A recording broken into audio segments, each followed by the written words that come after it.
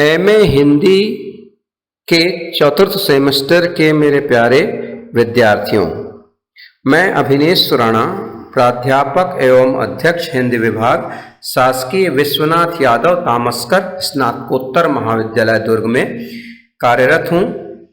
आज आप लोगों के मध्य मैं आपके सप्तम प्रश्न पत्र मीडिया लेखन एवं अनुवाद विषय के अंतर्गत कार्यालयीन अनुवाद में पत्रों के अनुवाद के ऊपर चर्चा करने के लिए उपस्थित हुआ हूँ।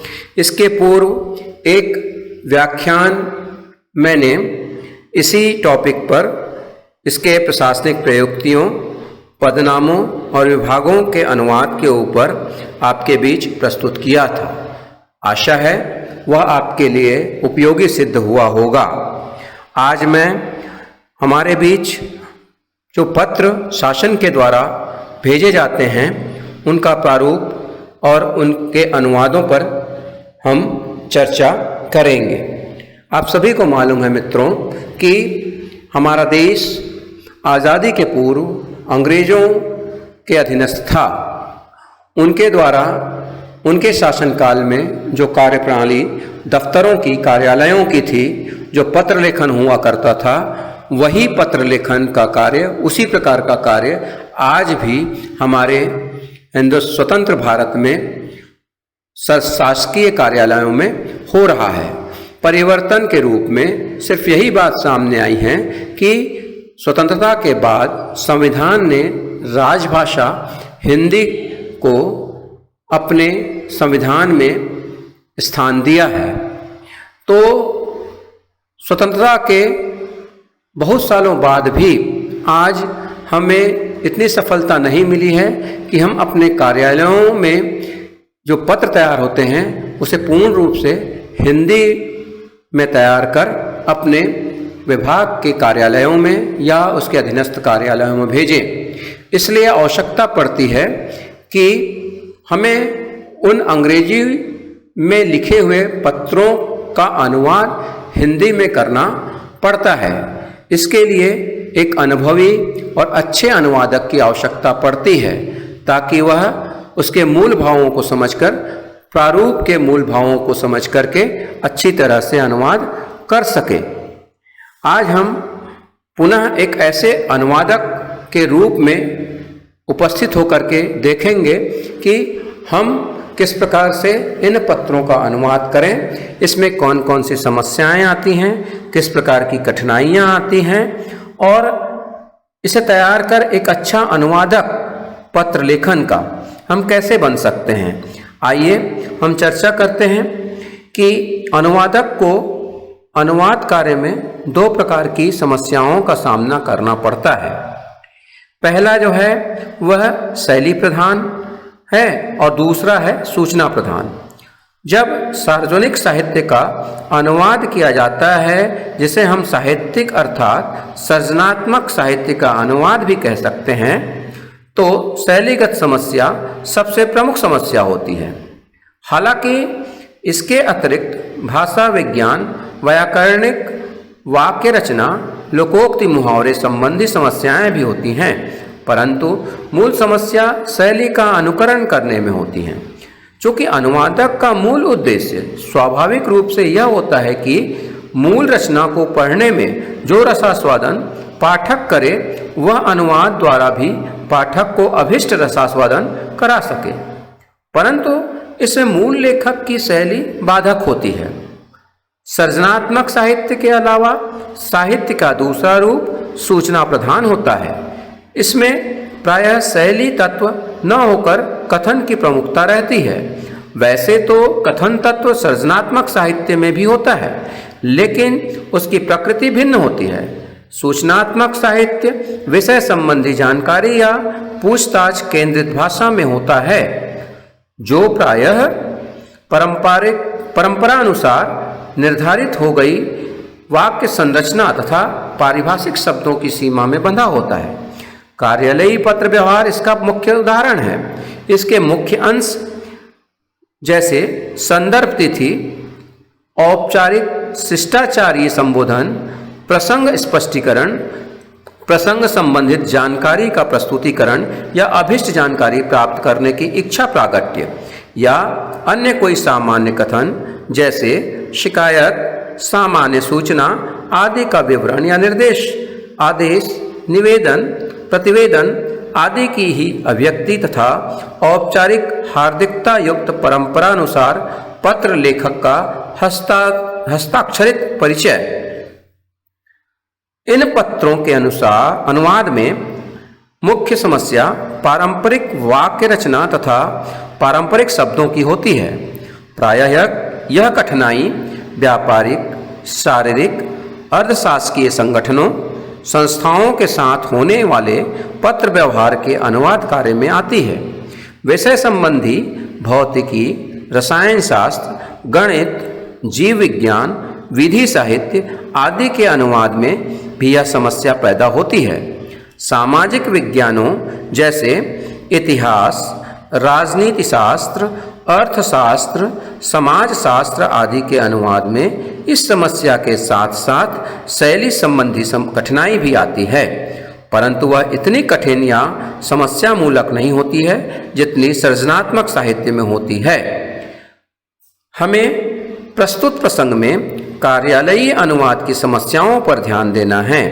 शुद्ध रूप से यह सूचना प्रधान साहित्य होता है। इसमें वैयक्तिक शैली का समावेश न तो आवश्यक होता है और न वांछनीय। एक अधिकारी किसी एक समस्या को लेकर के जिस शैली में पत्र लिखता है, उस पद पर होने वाले प्रायः सभी अधिकारी उसी शैली में उस समस्या पर पत्र लिखेंगे। अर्थात कार्यालयीय भाषा शैली अपने मूल रूप में प्रायः सुनिश्चित सी होती है, चाहे वह शब्दों के प्रयोग से संबंधित हो या शैली के प्रयोग से। शैली प्रधान साहित्य में भावातिरेकी कथन और विवरण के कारण शैली विचलन होता है, जबकि कार्यालयीय साहित्य में ऐसे विचलन की कोई गुंजाइश ही नहीं होती। भाषाई अन्य प्रयुक्तियों में कर्तृवाच्य की प्रधानता होती है, कार्यालयीय रूप में कर्मवाच्य की प्रधानता होती है। उसमें कथन व्यक्ति सापेक्ष न होकर निरपेक्ष होता है। उदाहरणार्थ, सर्वसाधारण को सूचित किया जाता है कि, न कि मैं सर्वसाधारण को सूचित करता हूँ। कार्यवाही की जाए, न कि कार्यवाही करें। स्वीकृति दी जा सकती है, न कि स्वीकृति दे या स्वीकृति दे दीजिए। यहाँ पर हम ये देखेंगे कि पत्रों के अनेक प्रकार होते हैं, जैसे स्मरण पत्र, स्वीकृति पत्र, अर्ध सरकारी पत्र और भी कार्यालय आदेश, कार्यालय ज्ञापन। यानी हम ये कह सकते हैं कि इन सभी प्रश्न पत्रों के प्रारूप लगभग एक जैसे होते हैं। भले ही उनकी विषय वस्तु, उनके लिखने की शैली में थोड़ा बहुत परिवर्तन हमें मिलता है। आपने इसके पूर्व की कक्षाओं में, खासतौर से जब आपने बीए भाग 2 और भाग 3 में देखा होगा कि पत्र के विभिन्न प्रकारों में आप सभी प्रकारों को समझते होंगे। यहाँ पर क्योंकि यह इस व्याख्यान में उनका उदाहरण देना संभव नहीं होता है, इस कारण मैं यह समझता हूँ कि आप सभी को उन पत्रों के प्रारूप मालूम होंगे या उससे अवगत होंगे। उस पर हम चर्चा करते हैं कि हम इन सब पत्रों को जब अवलोकन करते हैं तो इससे पता चलता है कि सभी पत्र कार्यालयीय पत्र हैं, जो कार्यालय की कार्यवाहियों से संबंधित हैं। इनके प्रारूपों की प्रकृति में कोई अंतर नहीं है। हिंदी के चलन से पूर्व तथा आज भी जहां हिंदी में कार्य नहीं होता, या तो पत्र व्यवहार अंग्रेजी में किया जाएगा या फिर ऐसे पत्र यदि उन स्थानों को भेजे जाएंगे तो इनके साथ अंग्रेजी अनुवाद भी भेजे जाएंगे। जिन प्रदेशों के लोग हिंदी नहीं समझते, वहाँ इनकी अंग्रेजी अनुवाद भेजे जाने के कारण कार्यालयों में अनुवाद कार्य बहुत महत्व की वस्तु बन गया है। वस्तुतः उपर्युक्त पत्र भी ब्रिटिश शासनकाल में इसी तरह के अंग्रेजी में लिखे जाने वाले पत्रों के प्रकृति के तो हैं ही, उनके स्वरूप में कोई परिवर्तन नहीं हुआ है। इससे यह स्पष्ट रूप से परिलक्षित होता है कि सरकारी कामकाज का ढांचा भारत को अंग्रेजी शासन से प्राप्त हुआ है, वह कार्यालयी कार्य के लिए उपयुक्त समझा गया। केवल प्रशासनिक कार्य संबंधी शब्दों का हिंदी रूपांतरण किया गया। यह कार्य भी बड़ी कठिनाई से ही संपन्न हो सका है। साधारणतः प्रशासनिक शब्दावली का ज्ञान कार्यालय में कार्यरत लोगों के लिए बहुत आवश्यक हो गया है। हिंदी भाषी राज्यों में अंग्रेजी में प्रयुक्त प्रशासकीय कार्यों के द्योतक अनेक शब्द ऐसे हैं जो समान अर्थ तथा अवधारणा से रहित हैं। ऐसा भी है कि प्रशासकीय क्षेत्र के अनेक अंग्रेजी शब्द ऐसे भी हैं जिनके हिंदी अनुवाद शब्दों द्वारा उस अवधारणा के भाव पैदा नहीं होते, तो जो उनके लिए प्रयुक्त अंग्रेजी शब्दों से सहज हो जाते हैं। प्रशासकीय पत्र व्यवहार का क्षेत्र अब शासकीय कामकाज तक सीमित नहीं रहा। व्यापारिक क्षेत्र के तंतुजाल में अब पूरे विश्व को अपनी भुजाओं में उसी प्रकार जकड़ लिया है कि एक विश्व स्तर पर संपर्क भाषा की आवश्यकता स्पष्ट रूप से दिखाई देती है। ब्रिटेन का औपनिवेशिक साम्राज्य कुछ समय पहले तक इतना विशाल था कि उसमें सूर्यास्त नहीं होता था, अतः अंग्रेजी एक विश्व स्तरीय भाषा के रूप में विकसित हो गई। इसके अनंतर एक कारण अंग्रेजी भाषा द्वारा जन स्तर तक पहुंचने का यह भी था कि वह एक ऐसे देश की भाषा थी जहां वैज्ञानिक आविष्कारों के कारण संसार की औद्योगिक भूमिका तैयार हुई थी, जिसने तब तक की कृषि आधारित अर्थव्यवस्था को वाणिज्योन्मुखी कर दिया था। वैज्ञानिक उपलब्धियां, औद्योगिक और वाणिज्यिक विकास तथा औपनिवेशिक महासाम्राज्य की अंतर्राष्ट्रीय राजनीतिक प्रबलता ने संसार को जो नई विचारधारा तथा संस्कृति प्रदान की, उसमें अंग्रेजी भाषा का भारी योगदान था। इसी कारण वह न केवल विश्व स्तर पर संपर्क भाषा के रूप में उभरी, बल्कि एक प्रकार से विश्व की व्यावहारिक और ज्ञान भाषा के रूप में भी उभरी। उसने विश्व साहित्य को बहुत गहराई तक प्रभावित किया। सृजनात्मक साहित्य पर भी उसका प्रभाव पड़ा।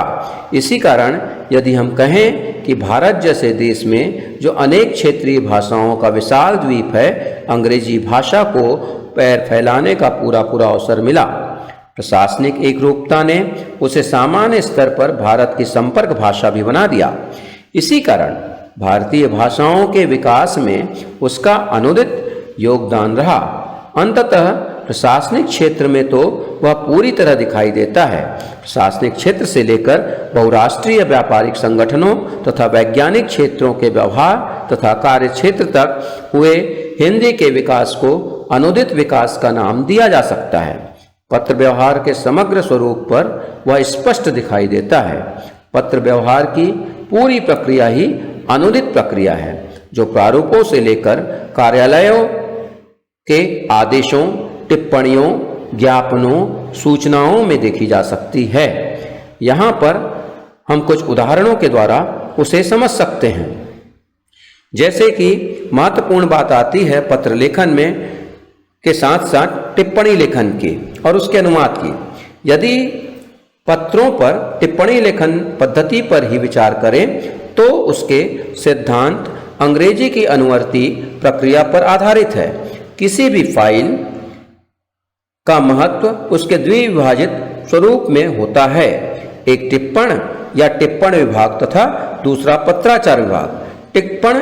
टिप्पणी भाग में विचाराधीन कागज पत्रों के बारे में टिप्पणियां लिखी जाती हैं और पत्राचार भाग में रखी जाने वाली आवतियों तथा संबंधित पत्र व्यवहार या निर्गम की कार्यालय प्रतियां रखी जाती हैं। किसी भी विचाराधीन पत्र को सुविधापूर्वक निपटाने के लिए जो राय सुझाव दिए जाते हैं वह टिप्पण या टिप्पणी कहलाती है। इसका उद्देश्य मामलों को शीघ्र निपटाना होता है। टिप्पण के मुख्य रूप से दो प्रकार होते हैं, एक तो अधिकारी स्तर की टिप्पणी और दूसरा सहायक स्तर की टिप्पणी। सहायक स्तर की टिप्पणी में डॉकेटिंग की जाती है, जबकि अधिकारी स्तर की टिप्पणी में डॉकेटिंग नहीं होती। एक अन्य प्रकार की टिप्पणी भी होती है जो प्रायः उच्च अधिकारियों द्वारा पावती या मिसिल के हाशिए में अनुदेश आदि देने के लिए लिखी जाती है, उसे हाशिया टिप्पणी कहा जाता है। कुछ टिप्पणी के नमूने भी हैं, उनका भी हम अवलोकन कर सकते हैं। जैसे कि एक सामान्य रूप से हम देखते हैं सहायक स्तर की टिप्पणी पर कि आपके कार्यालय के एक कर्मचारी के सामान्य भविष्य निधि से 15,000 रुपये अग्रिम के रूप में निकलवाना चाहते हैं। इस संबंध में स्वीकृति हेतु सुझाव देने के लिए एक टिप्पणी का नमूना यहाँ पर प्रस्तुत है। पत्र क्रमांक की जगह हम पत्र के लेफ्ट हैंड में लिखेंगे या बाएं भाग में लिखेंगे, उसमें पृष्ठ का नंबर और पत्राचार क्रमशः 20 आवती।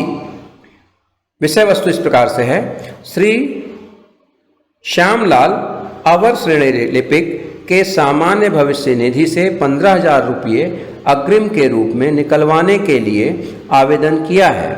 आवेदन पत्र संलग्न है। श्री श्यामलाल ने यह राशि अपने विवाह के लिए मांगी है, जो 25 अक्टूबर 2020 को होना निश्चित हुआ है। श्री रामलाल के खाते में इस समय 30,000 रुपये जमा हैं। विवरण संलग्न है। नियमानुसार यह अग्रिम दिया जा सकता है। श्री श्यामलाल ने इस राशि का भुगतान 500 रुपये प्रति मास के हिसाब से 30 किस्तों में करने के लिए कहा है।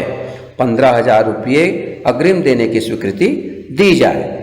उसके नीचे आदेश के लिए उसके नीचे जो अधिकारी है उसका जो पद नाम है उसकी छोटी एब्रीविएशन कह सकते हैं हम, उसे लिखा जाता है। तो इस प्रकार से आपने टिप्पणी लिखा हुआ देखा। कुछ प्रारूपण तैयार किए जाते हैं, प्रारूप तैयार किए जाते हैं। उसमें कुछ अंग्रेजी के प्रमुख वाक्य होते हैं जिसका अनुवाद हिंदी में हम करके इस प्रकार से देख सकते हैं। कुछ उदाहरण मैं आपके सामने प्रस्तुत करता हूं।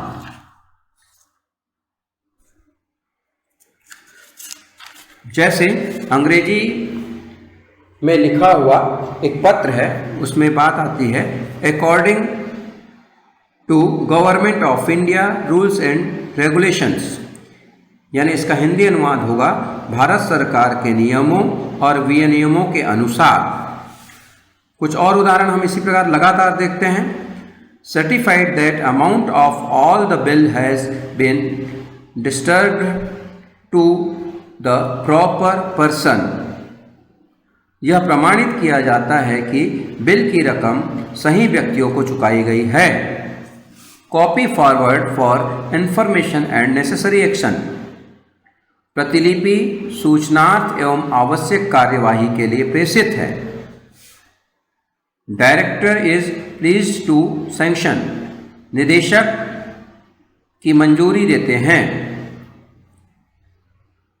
Formal approval of the chairman in necessary, the same may be obtained at the earliest, अध्यक्ष महोदय का औपचारिक अनुमोदन आवश्यक है, उसे शीघ्र प्राप्त किया जाए। I am glad to inform you that, आपको सूचित करते हुए मुझे प्रसन्नता है कि। Incidentally is it may observe, प्रसंगवश यह भी कहा जा सकता है कि in confirmation of my letter number so and so dated, अपने पत्र संख्या क्रमांक इतने इतने दिनांक इतने इतने की पुष्टि में। It has been decided that for the duration of emergency no new post should be created, यह निश्चय किया गया है कि आपातकाल के दौरान किसी नए पद का सृजन न किया जाए। Please give early attention to comply the above instructions. कृपया उपर्युक्त निर्देशों के अनुपालन पर शीघ्र ध्यान दीजिए। Reference is invited to your DO letter number so and so dated. अपने अर्ध सरकारी पत्र की संख्या 100 दिनांक 100 की ओर ध्यान दें। और भी उदाहरण देखा जा सकता है इन अभिव्यक्तियों के लिए, या फिर प्रारूपण में जो चीज़ें अंग्रेजी में लिखी जाती हैं उसका हम हिंदी में किस प्रकार से अनुवाद करते हैं। Ruling on the above said subject may be please be send at the earliest. कृपया उपर्युक्त विषय से संबंधित व्यवस्था शीघ्रातिशीघ्र भेजें। इस प्रकार से हम ये देखते हैं कि पत्रों के अनुवाद के लिए किस प्रकार अंग्रेजी भाषा का प्रयोग होता है और उसका अनुवाद हिंदी में किस प्रकार से किया जाता है, और वे पत्र के प्रारूप और प्रारूप के अंदर जो विषय वस्तु या जिन पंक्तियों का अनुवाद हमें करना होता है उसे मैंने उदाहरण के माध्यम से आपके सामने रखा है। मुझे उम्मीद है कि पत्र के अनुवाद के लिए ये व्याख्यान आपके लिए उपयोगी सिद्ध होगा। धन्यवाद। नमस्कार।